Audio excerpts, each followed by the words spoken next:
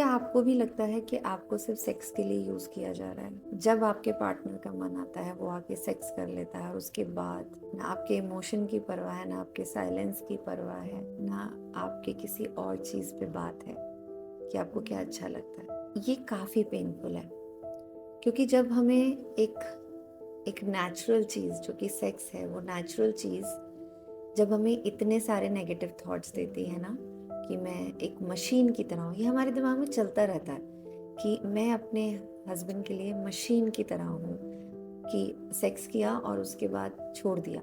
या ये बात भी हो कि चलो आपके लोगों के साथ इंटिम आप दोनों की रजामंदी से हुआ, लेकिन वो उधर मुंह करके लेट गया, और ये फीलिंग आती ही आती है कि मुझे पूछा ही नहीं, मतलब मैं सिर्फ यूज करने की मशीन हूँ और उसके बाद मेरा कोई रोल ही नहीं है।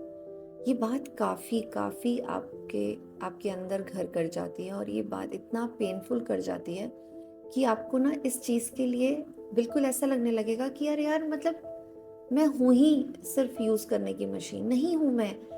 मुझसे प्यार नहीं करता है।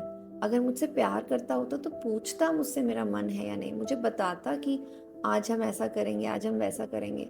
लेकिन कोई पूछ ही नहीं है।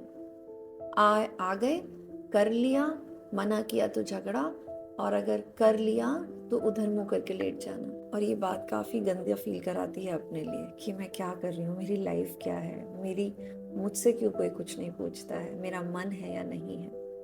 और मेरा मन है तो फिर कैसा करने का मन है, कितना करने का मन है, मुझे कहाँ अच्छा लगता है, ये कोई नहीं पूछता। मैं सिर्फ एक मशीन हूँ जो यूज हो रही है। ये होता क्यों है? देखो, ये आपके अंदर भी ऐसा आना और सामने से भी ऐसा आना, और अगर ये बहुत सारे लोगों में है तो इसमें कुछ तो चीज़ है जो समझने की ज़रूरत है।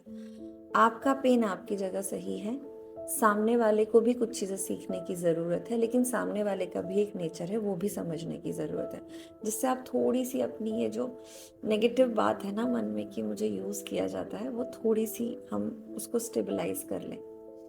तो होता क्या है, क्यों होता है ये?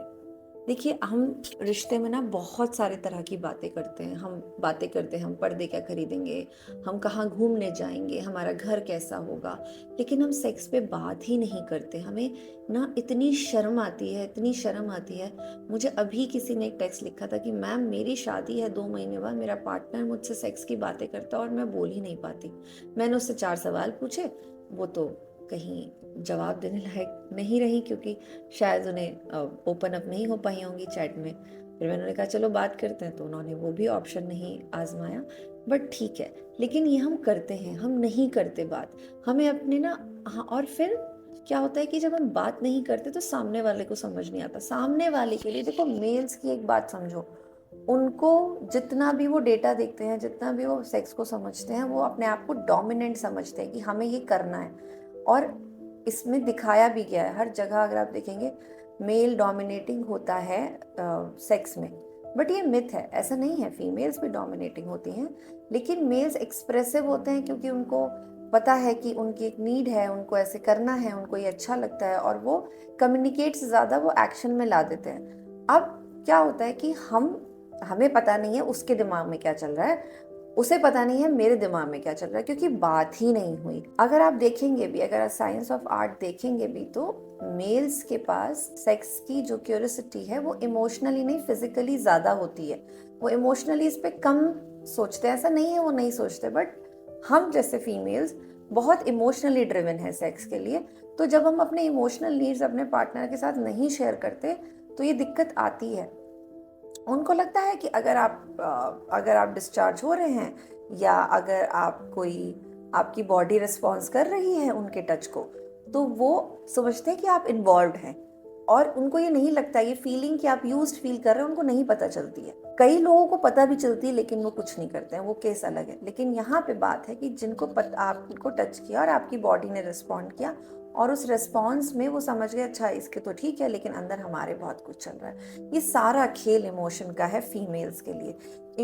Female operates emotionally in all the area. वो अपने बालों से लेके अपने पैरों के नाखून तक इमोशनली ऑपरेट करती हैं। मेल्स जो हैं, मैं ये नहीं कहूँगी वो इमोशनली ऑपरेट नहीं करते हैं, लेकिन वो इस चीज़ को एक फिजिकल नीड की तरह देखते हैं। तो ये डिफरेंस है, इसीलिए डिफरेंस की वजह से ये गड़बड़ होती है, आपके अंदर ये फीलिंग आती है। और मैं बताती हूँ, अगर आप देखेंगे ना, जो मेल्स एक थोड़ा एक्सप्रेसिव होते हैं, वो कहते हैं कि मुझे रिजेक्शन से प्रॉब्लम है, वो एक अलग बात है, लेकिन इमोशनली वो भी फील करते हैं। बट यहाँ पे आप जो ये यूज्ड फीलिंग वाली बात आती है ना, ये काफ़ी डिमीन करती है अपने आप को।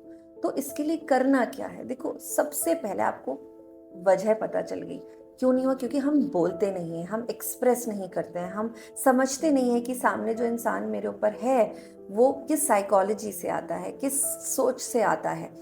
अब करना क्या होता है? शुरुआत यहीं से होती है कि आपको अपनी फिजिकल नीड्स, अपने एक्सप्रेशन शो करने होंगे। उसको नहीं समझ में आते हैं, मर्दों को अनसेड एक्सप्रेशंस नहीं समझ में आते हैं, ये समझ लो। आज के बच्चे करने लगे, आज के जो नौजवान हैं वो फिर भी समझते हैं, क्योंकि उनके पास बहुत सारी इमोशनल बातें वो सुन रहे हैं, समझ रहे हैं। बट थोड़े पुराने लोग नहीं समझ पाते, मतलब जो 20s वाले भी हैं उनको नहीं समझ, 2025 चल रहा है, तो अगर हम कहें कि 2015 तक 60 तक लोगों को इसका ओरिएंटेशन नहीं था, इमोशनल ओरिएंटेशन बहुत ज़्यादा नहीं था। आज के लोगों को है तो वो फिर भी समझते हैं, लेकिन ऐसा नहीं है 100% समझते हैं, क्योंकि वो उसको नीड की तरह देखते हैं और आप इसको इमोशनल एंगल में देखते हो। अब आपको एक्सप्रेस करना ही पड़ेगा। आपको अगर ये फीलिंग आ रही है नेगेटिव, इसकी रिस्पॉन्सिबिलिटी थोड़ी लो। बात करो कि मुझे ये बात ऐसे लगती है, तुम्हें ये बात बतानी पड़ेगी अपनी पार्टनर को।